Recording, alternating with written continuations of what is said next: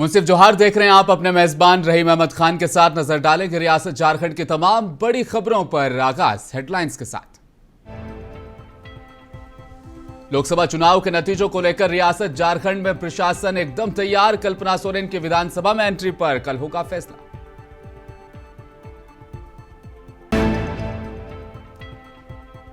चुनाव आयोग से झारखंड मुक्ति मोर्चा की गुजारिश। सुप्रियो भट्टाचार्य ने कहा, ट्रांसपेरेंसी के साथ किया जाए नतीजों का ऐलान।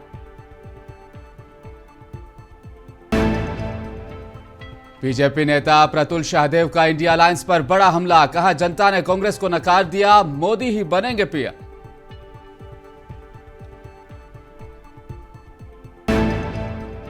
एग्जिट पोल से नॉन बायोलॉजिकल इंसान ने साइकोलॉजिकल इफेक्ट बनाने की कोशिश की। कांग्रेस अध्यक्ष राजेश ठाकुर का बयान।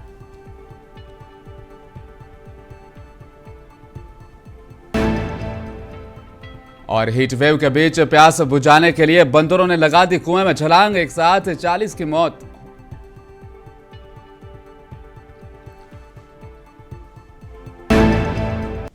और अब खबरें तफसील के साथ। लोकसभा आम चुनाव 2024 की मतगणना यानी काउंटिंग 4 जून को होगी। झारखंड में भी इसकी तैयारियां पूरी की जा चुकी है। मुख्य निर्वाचन पदाधिकारी के रवि कुमार ने बताया कि मतगणना से जुड़े समस्त प्रोटोकॉल का ध्यान रखा जा रहा है। राज्य के सभी 14 लोकसभा सीटों और गांडेय विधानसभा उपचुनाव के लिए कल काउंटिंग होगी। सुबह 8 बजे से काउंटिंग स्थलों पर काउंटिंग शुरू हो जाएगी। इस दौरान काउंटिंग सेंटर्स पर ट्रिपल लेयर सुरक्षा व्यवस्था की गई है। 360 डिग्री वीडियो फोटोग्राफी भी कराई जा रही है। साथ ही कल्पना सोरेन की विधानसभा में एंट्री पर भी कल ही मुहर लग पाएगी।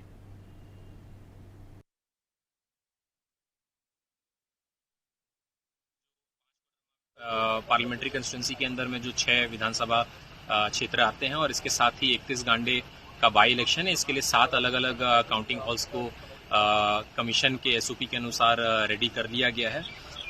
एक हमारा ईटीपीबीएस का पार्लियामेंट्री कंस्टिट्यूंसी का एक अलग हॉल है और उसके 2 काउंटिंग हॉल्स हैं। और 31 गांडे जो असेंबली जो बाई इलेक्शन है उनका पोस्टल बैलेट टीटीबीएस का काउंटिंग उसी हॉल में होगा। इनके लिए जो 3 काउंटिंग ऑब्जर्वर्स हैं उनका अराइवल यस्टरडे हो चुका है। उनके द्वारा भी अभी सुपरविजन किया जा रहा है। यस्टरडे भी किया गया। हमारे जो काउंटिंग ऑफिशियल से वो आइडेंटिफाई हो चुके हैं और उनकी ट्रेनिंग कर ली गई है क्योंकि वो काफ़ी इंपॉर्टेंट रहते हैं। और उनको हेल्प करने के लिए हमारे जो एआरओज हैं, जो 6 एआरओज हैं और इसके अलावा जो गांडे बाई इलेक्शन के लिए जो एआरओज हैं और सभी एआरओज और हमारी प्रशासनिक टीम वो भी रेडी है। झारखंड मुक्ति मोर्चा के केंद्रीय महासचिव सह प्रवक्ता सुप्रियो भट्टाचार्य ने आज एक प्रेस कॉन्फ्रेंस में कहा, रांची में देश के लिए कल से एक नए दौर का आगाज होगा। मुल्क हिंदुस्तान की अवाम ने अपना मत जाहिर करके जो जनादेश दिया है उसके आधार पर इंडिया अलायंस केंद्र में अपनी सरकार बनाने जा रही है। इस मौके पर सुप्रियो भट्टाचार्य ने चुनाव आयोग से भी गुजारिश की है कि काउंटिंग जो है उसमें ट्रांसपेरेंसी बरती जाए और उसके लिए ठोस कदम भी उठाए जाए क्योंकि लोकतंत्र व्यवस्था को मजबूती मिले। उन्होंने कहा कि मतगणना के दौरान पावर कट ना हो, साथ ही साथ परिणाम जब तक घोषित ना हो वीवीपैट पर्ची को सुरक्षित रखा जाए ताकि संदेह होने पर उसका मिलान किया जा सके। आइए सुनते हैं क्या कुछ कहा। यदि पावर कट होगा तो जो ईवीएम, जो बैलेट यूनिट, उसको रिस्टार्ट करने में कहीं ना कहीं मैनिपुलेशन हो सकता है। क्योंकि हम लोग शुरू से कह रहे हैं कि ईवीएम स्टैंड एलोन मशीन नहीं है और हर चुनाव के बाद उसमें प्रोग्रामिंग होता है, इसलिए उसकी मैनिपुलेशन की आशंका से कोई भी इनकार नहीं किया करता है। एक कंट्रोल यूनिट होता है, उससे बैलेट यूनिट में आता है, उससे वेरीफाइड पेपर ट्रेल जो मशीन है वहां तक जाता है वीवीपैट। ये 3 मशीनें हैं। तो जो पर्चियां है वीवीपैट में, माननीय सर्वोच्च न्यायालय ने यह व्यवस्था सुनिश्चित किया है कि कहीं पर भी यदि किसी भी प्रत्याशी को आशंका हो तो वो शुल्क जमा करके उसका मिलान कर सकता है। इसलिए चुनाव आयोग से मेरा यह विनम्र आग्रह है कि आप अंतिम नतीजा घोषित करने के पहले ये जरूर सुनिश्चित करवा लें कि जो उम्मीदवार है वो पूरी तरह से संतुष्ट हो जाए मतगणना से। और यदि उनमें आशंका रहे तो आप वीवीपैट का। वहीं रांची से एक खबर है जहां पर प्रदेश कांग्रेस कमेटी के अध्यक्ष राजेश ठाकुर ने आज कांग्रेस भवन में प्रेस कॉन्फ्रेंस की। प्रेस कॉन्फ्रेंस करते हुए उन्होंने कहा कि जो एग्जिट पोल सामने आए हैं वह एक नॉन बायोलॉजिकल शख्स के द्वारा साइकोलॉजिकल इफेक्ट पैदा करने और अपने भाजपा कार्यकर्ताओं की निराशा को समेटने का एक प्रयास किया गया है। एग्जिट पोल एग्जैक्ट पोल से बिल्कुल अलग है। जिस तरह का जिसके पास ना तो कोई सर है ना पैर है, इस तरह की बात उन्होंने वहां पर की है।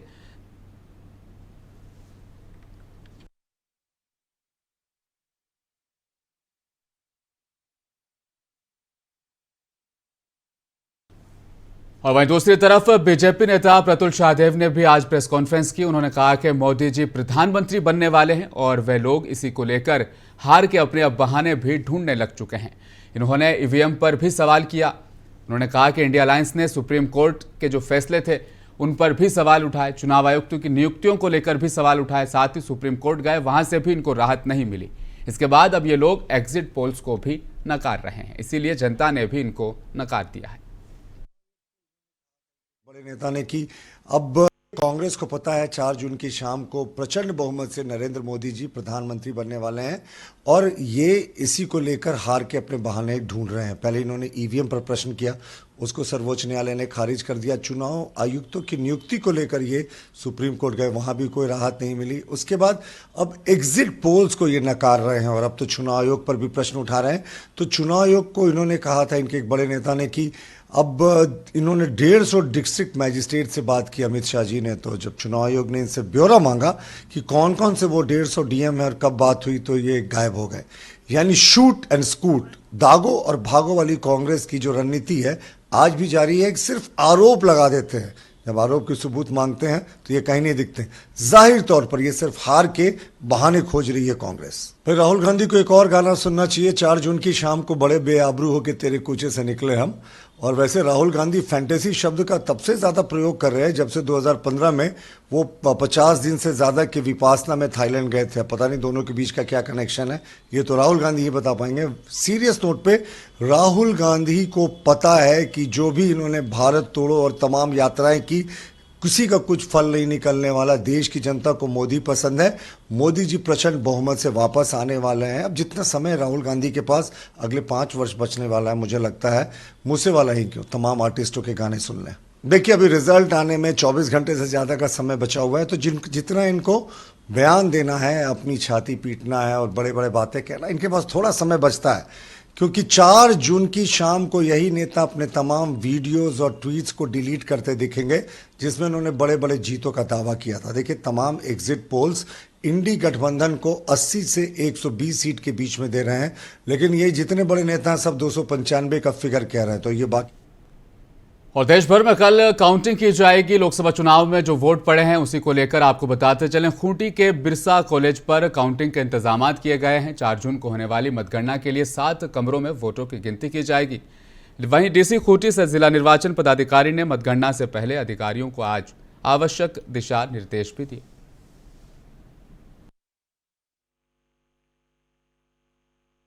मतगणना की तिथि 4 जून 2024 है और बिरसा कॉलेज के ब्लॉक ए में हम लोग मतगणना संपन्न कराएंगे। प्रत्येक विधानसभा के लिए एक मतगणना कक्ष है, साथ ही पोस्टल बैलेट के लिए अलग कक्ष निर्धारित किया गया है। सभी में डेडिकेटेड ARO हैं जो मतगणना का कार्य संपन्न कराएंगे। सुबह 8 बजे से मतगणना प्रारंभ होगी। सबसे पहले पोस्टल बैलेट की गणना होगी, उसके बाद आधे घंटे बाद हम लोग EVM की गणना शुरू करेंगे। सर कितने टेबल बनाए गए? प्रत्येक विधानसभा कक्ष में 20 टेबल हम लोगों ने लगाए हैं और प्रत्येक विधानसभा कक्ष में उसी अनुसार नंबर ऑफ राउंड्स में निर्धारित किए गए हैं। पोस्टल बैलेट कक्ष में हम लोगों ने 30 टेबल्स लगाए। तो हम लोगों ने जो भी काउंटिंग स्टाफ डिप्लॉय किए हैं उनकी 2 राउंड में हम लोगों ने प्रशिक्षण किया है। माइक्रो ऑब्जर्वर अपॉइंट किए गए हैं ताकि प्रत्येक टेबल पर अपना एक अलग रिपोर्ट वहां से ऑब्जर्वर साहब को भेज सके। साथ ही वहां पर मीडिया और कैंडिडेट के लिए अलग लाउंज बनाए गए हैं जहां पर रहकर के वो चरणवार जो भी प्रोग्रेस रहती है उसको जान सके, देख सके। साथ ही साथ हम लोग EVM पोस्ट काउंटिंग सीलिंग के लिए भी अलग व्यवस्था किए हुए हैं। विधि व्यवस्था के लिए लिहाज से भी हम लोगों ने जगह जगह पर मजिस्ट्रेट और पुलिस और पेट्रोवार के तमाम पत्रकारों ने रुस्तम अंसारी की क़यादत में आज पत्रकारों की समस्या को लेकर एक खास बैठक की। बैठक में खासतौर पर इलेक्ट्रॉनिक मीडिया सहित दैनिक अखबार के पत्रकारों ने हिस्सा लिया। वहीं पत्रकारों ने परिचर्चा करते हुए कहा कि आज के इस माहौल में पत्रकारिता करने में बहुत सी कठिनाइयों का सामना करना पड़ रहा है। आज के समय में रजिस्टर्ड अखबार में काम करने वाले पत्रकारों को बढ़ते सोशल मीडिया के चलते समाचार संकलन करने के लिए जगह नहीं मिल पाती है। वहीं बैठक में पत्रकारों ने कुछ बिंदुओं पर प्रकाश डाला कि जैसे समाचार जहां पत्रकारों को सूचना नहीं मिलती और व्हाट्सएप के द्वारा समाचार छाप दिए जाते हैं, उन्हें नहीं छापना चाहिए। राजनीतिक पार्टी के द्वारा तयशुदा कार्यक्रम में सूचना नहीं दी जाती है, तो वैसे ही समाचार से भी बचना है। पत्रकारों की एक बैठक पेटवार तेने चौक में की गई, जिसमें पत्रकारों की एकता, समरसता सहित अन्य मुद्दे पर विचार विमर्श किया गया। फिलहाल इधर पत्रकारों की मजबूती के लिए अगली बैठक में तय किया जाएगा।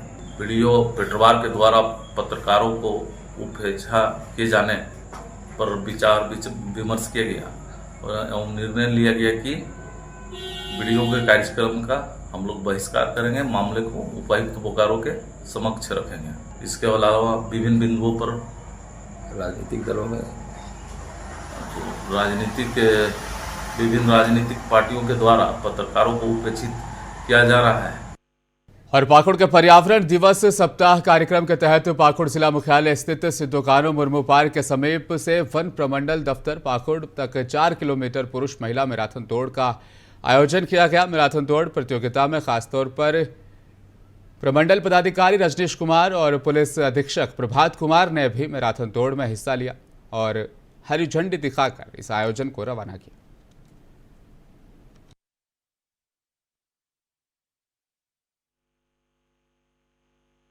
5 जून को विश्व पर्यावरण दिवस मनाया जाता है। उसी के उपलक्ष्य में पिछले ये एक सप्ताह का कार्यक्रम है, जिसमें पिछले 3-4 दिन से काफ़ी एक्टिविटी की जा रही है।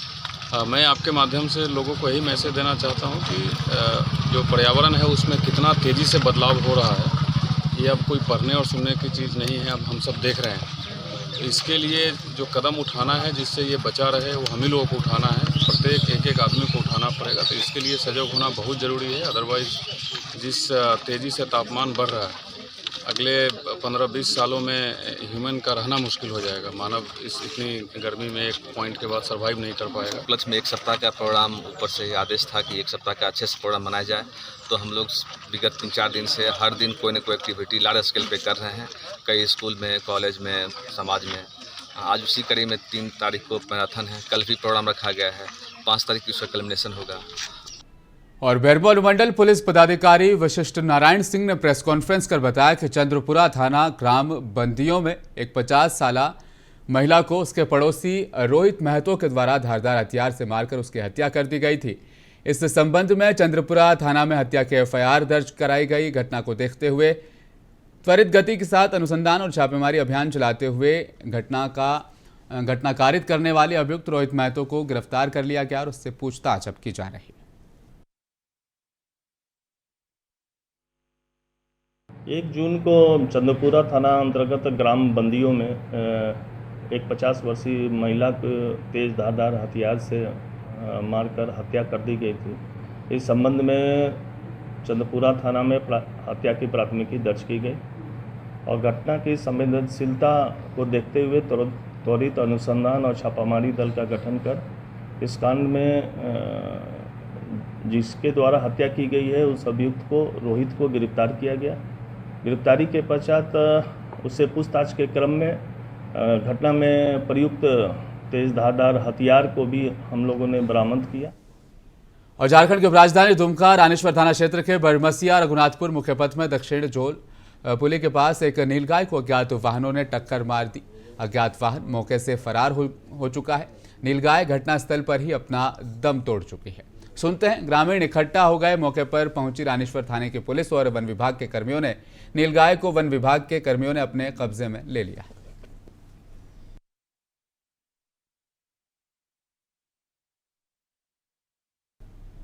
वहीं झारखंड की राजधानी रांची के आबादी वाले इलाके में देर रात को एक जंगली हाथी घुस आया। हाथी करीब 2 घंटे तक झारखंड विधानसभा के आसपास घूमता रहा। हाथी के आबादी वाले इलाके में घुस जाने से मकामी लोगों में दहशत फैल गई। सूचना मिलने पर पुलिस ने किसी तरह सायरन बजाकर और पटाखे फोड़कर हाथी को जंगल की तरफ खदेड़ दिया। बताते चले, वन विभाग के मुताबिक आधी रात को झुंड से भटकता एक जंगल से हाथी यानी जंगली हाथी शहर रांची में घुस आया। इसके बाद आसपास के इलाकों में दहशत का माहौल फैल गया। टीम ने पुलिस के साथ मिलकर सायरन बजाकर हाथी को जंगल की तरफ खदेड़ दिया है। गनीमत है किसी भी तरह का जानमाल का वहां पर नुकसान नहीं हुआ।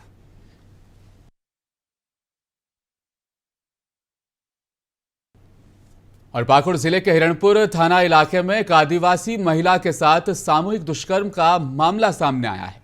पीड़िता ने रविवार दोपहर हिरणपुर थाना पहुंचकर पुलिस को लिखित एफआईआर और अपनी शिकायत दर्ज कराई। शिकायत मिलने के बाद पुलिस ने एफआईआर दर्ज कर ली। साथ ही महिला को मेडिकल टेस्ट उसका कराया गया। शिकायत मिलने के बाद पुलिस ने मामले में कार्रवाई करते हुए 2 आरोपियों को गिरफ्तार कर लिया।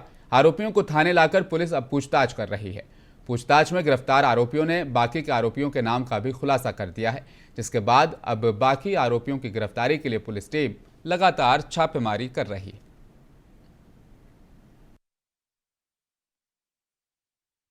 ये घटना घटी है, एक महिला के साथ जो है दुष्कर्म की घटना सामने आई है। इसमें 2 से ज़्यादा लोगों के इन्वॉल्वमेंट की बात पीड़िता द्वारा बताई जा रही है और जिसमें अभी हम लोगों ने 2 को गिरफ्तार भी कर लिया गया है और बाकी लोगों का सत्यापन अभी किया जा रहा है। उनके विरुद्ध छापामारी की जा रही है। उम्मीद है कि जल्द ही जो है उनकी गिरफ्तारी हो जाएगी। अभी ये क्लियर नहीं है, हम लोग इसमें 2 से ज़्यादा लोगों का इन्वॉल्वमेंट अभी तक हम लोग को पता चला है। ठीक है, अभी सबके विरुद्ध जो है सत्यापन या उनके बारे में पुख्ता अभी डिटेल हमारे पास जो है अभी फिलहाल उपलब्ध नहीं हुआ है। ठीक है, उसके पीड़िता के अनुसार जो है फिर हम लोग। और जमशेदपुर के सीताराम डेरा थाना अंतर्गत भुइयाडीह बर्निंग घाट के पास रविवार रात एक अनियंत्रित ट्रक की चपेट में आने से एक शख्स की मौत हो गई। बाकी 2 अन्य वहां पर घायल हो गए। गुस्साए लोगों ने ट्रक पर तोड़फोड़ शुरू कर दी और चालक को पकड़कर पीट डाला। मिली जानकारी के मुताबिक ट्रक बस स्टैंड से होते हुए भुइयाडीह की तरफ जा रहा था। बर्निंग घाट के पास ट्रक बेकाबू हो गया और 3 लोगों को चपेट में लेकर घुमटी में जा घुसा। फिलहाल पुलिस मौके पर पहुंची, मामले को शांत कराया और अब आगे की जांच की जा रही है।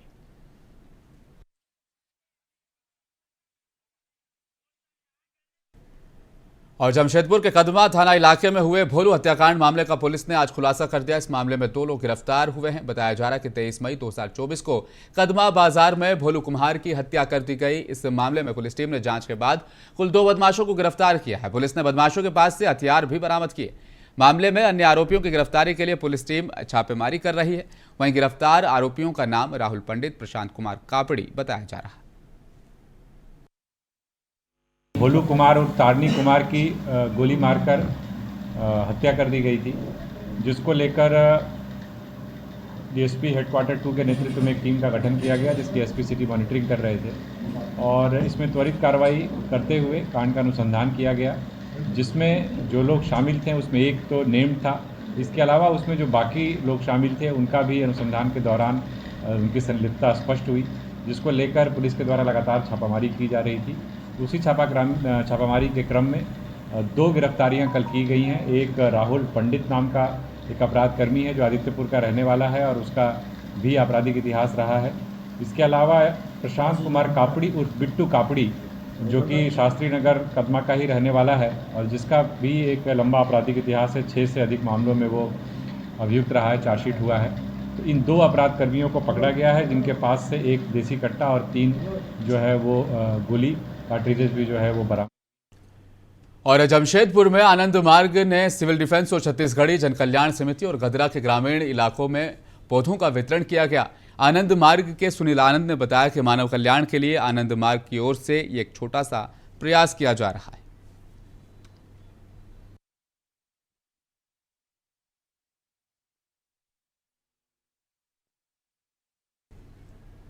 और झारखंड में भीषण गर्मी का प्रकोप जारी है। राज्य में सबसे ज्यादा गर्मी पलामू प्रमंडल में पड़ रही है। इस भीषण गर्मी से आदमी ही नहीं जानवर भी परेशान है। गर्मी के बीच अपनी प्यास बुझाने के लिए पानी की तलाश में पहुंचे बंदरों के झुंड ने एक कुएं में छलांग लगा दी। कुएं के अंदर पानी में डूबने की वजह से और किसी जहरीली गैस की चपेट में आने से 40 बंदरों की मौत हो गई है।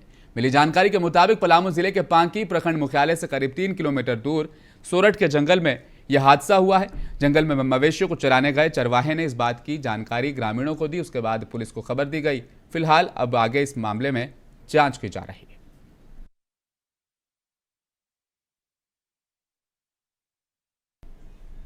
और आखिर में एक बार फिर नजर हेडलाइंस पर। लोकसभा चुनाव के नतीजों को लेकर रियासत झारखंड में प्रशासन एकदम तैयार। कल्पना सोरेन की विधानसभा में एंट्री पर भी कल होगा फैसला।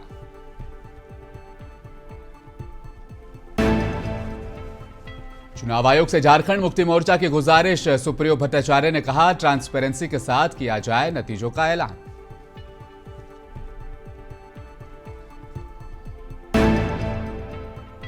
बीजेपी नेता प्रतुल शाहदेव का इंडिया अलायंस पर बड़ा हमला। कहा, जनता ने कांग्रेस को नकार दिया, मोदी ही बनेंगे पीएम।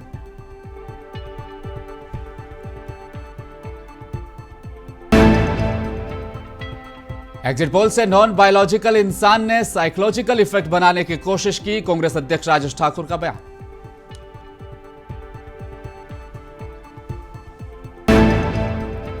और हीट वेव के बीच प्यास बुझाने के लिए बंदरों ने लगा दी कुएं में छलांग। एक साथ 40 बंदरों की मौत, मची सनसनी।